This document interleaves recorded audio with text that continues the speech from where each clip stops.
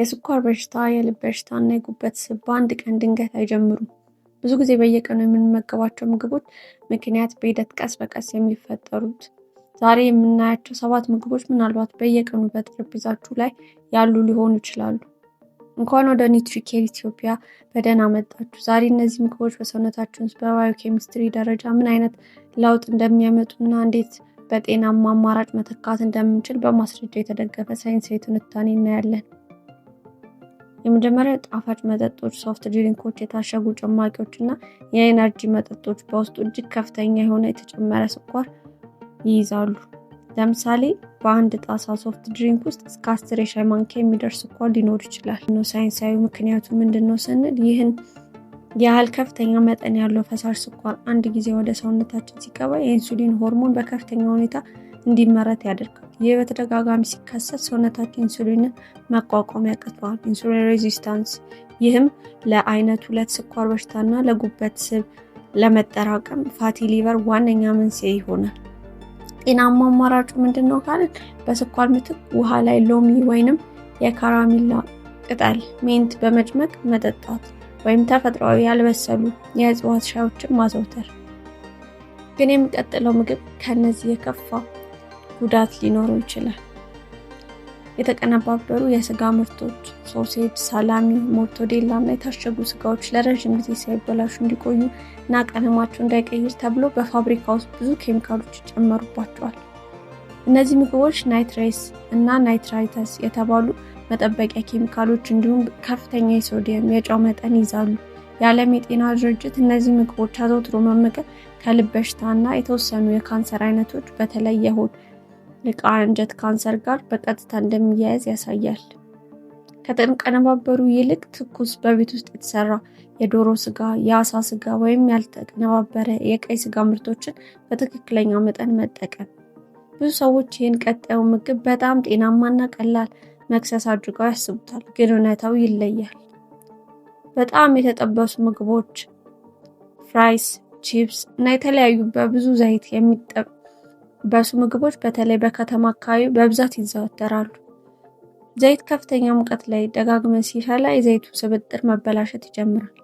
በዚህም ምክንያት ጎጂ የሆኑ የኦክሲዴሽን ውጤቶች እና ነፃ ራዲካልስ ይፈጠራሉ። ይህ በሰውነታችን ውስጥ የደም ቧንቧዎች ግድግዳ በማጥበብ ለድንገተኛ የልብ ህመምና ለስትሮክ አደጋ ይጋልጣል።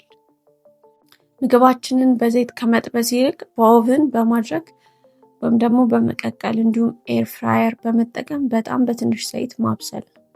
ወደ 4ኛው ነጥብ ከመሄዳችን በፊት ግን ቁጥር 7 ላይ እስክንደርስ ድረስ የትም እንዳትሄዱ። ምክንያቱም ያንን ምግብ ብዙ ሰዎች ሙሉ በሙሉ ጤናማ እንደሆነ አድርገው ነው የሚያስቡት። አሁን ግን ወደ 4ኛው እንለፍ።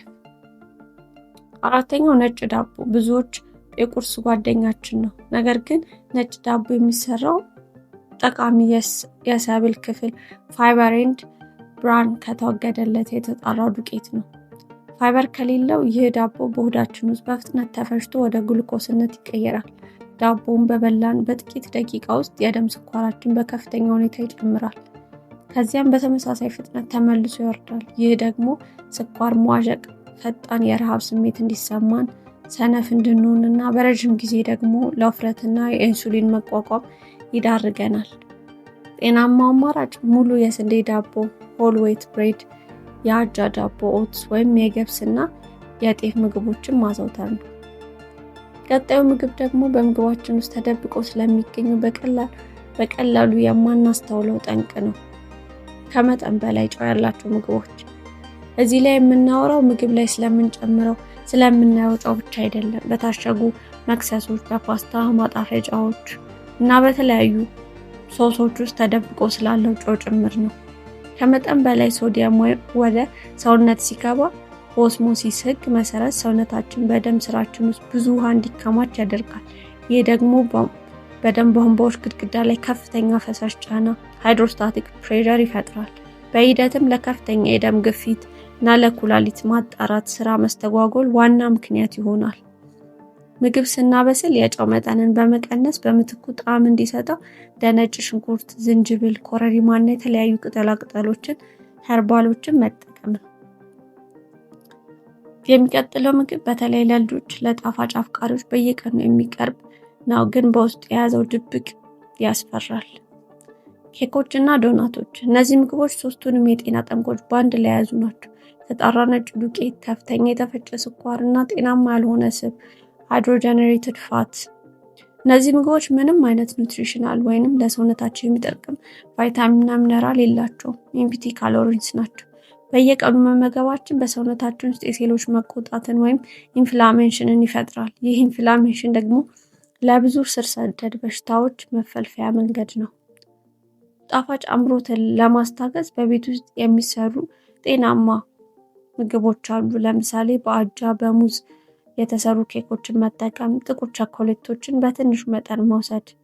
እናም አሁን ተራው የደረሰው ሁላችንም ፍጹም ጤናማ ነው ብለን ለልጆቻችን ጭምር በየቀኑ የምንሰጠው ቁጥር 7 ምግብ ላይ ነው። ይህም የፍራፍሬ ጭማቂ ነው። አዎ ከተፈጥሮ ፍራፍሬ የተጨመቀ ጭማቂ አንዳንድ ጠቃሚ ቫይታሚኖች እና አንቲኦክሲዳንቶችን ይይዛል። ነገር ግን ችግሩ ያለ አዘገጃጀቱና አወሳሰዱ ላይ ነው። ፍራፍሬ በሚጨመቅበት ጊዜ ስኳሩ ወይም ፍሩክቶሱ ቀስ ብሎ ወደ ደም እንዲገባ የሚያደርገው ጠቃሚው ፋይበር ወይም ቃጫ ሙሉ በሙሉ እናስወግደዋለን። የሚቀረው ከፍተኛ የሆነ ፈሳሽ ስኳር ብቻ ነው። ይህ ደግሞ ፋይበር ስለሌለው በሰውነታችን ውስጥ በፍጥነት በመምጠጥ የደም ስኳር መጠንን በፍጥነት እንዲጨምር ያደርጋል። እንዲሁም ከመጠን በላይ ሲወሰድ በጉበት ላይ ጫና ይፈጥራል። ፍራፍሬውን ከመጭመቅ ይልቅ ሙሉ ፍራፍሬውን ማኘክና መመገብ። ይህ ሲሆን ቫይታሚኑን ሆነ ፋይበሩን አብረን ስለምናገኝ ስኳሩ ቀስ ብሎ ይመለሳል፣ ለሆዳችንም እርካታ ይሰጣል። እሺ ተመልካቾች፣ እንደ አንድ የጤና ባለሙያ ልነግራችሁ የምፈልገው ትልቅ እውነት እነዚህ ምግቦችን በጭራሽ በአፋችሁ አትንኩ ማለት አይደለም። አልፎ አልፎ በትክክለኛ መጠን በመውሰድ በጤናችን ላይ አስከፊ ጉዳት አያመጣም። ዋናው አደጋ የሚመጣው እነዚህ ምግቦችን በየቀኑ በተደጋጋሚና ብዛት ህይወታችን ዋነኛ አካል ስናደርገው ነው። ጤናማ የአኗኗር ዘይቤ ማለት ሙሉ በሙሉ መከልከል ሳይሆን ሚዛንን መጠበቅ መቻል ነው። እስቲ እናንተም ንገሩኝ፣ ከነዚህ 7 ምግቦች ውስጥ በየቀኑ ወይም በተደጋጋሚ የምትመገቡት የትኛውን ነው? ወደፊትስ በምን አይነት ጤናማ ምግብ ለመተካት አስባችኋል? በኮሜንት መስጫ ላይ አጋሩ። ይህ ቪዲዮ ጠቃሚ ሆኖ ካገኛችሁት ላይክ ማድረጋችሁና ለምትወዷቸው ሰዎች ሼር ማድረጋችሁን አትርሱ። መሰል ሳይንሳዊና አስተማማኝ የጤና መረጃ ሁልጊዜ እንዲደርሳችሁ ኒውትሪኬር ኢትዮጵያን አሁኑኑ ሰብስክራይብ አድርጉ። ጤናችሁ ክብራችሁ ነው። በሌላ ቪዲዮ እስከምንገናኝ ሰላም።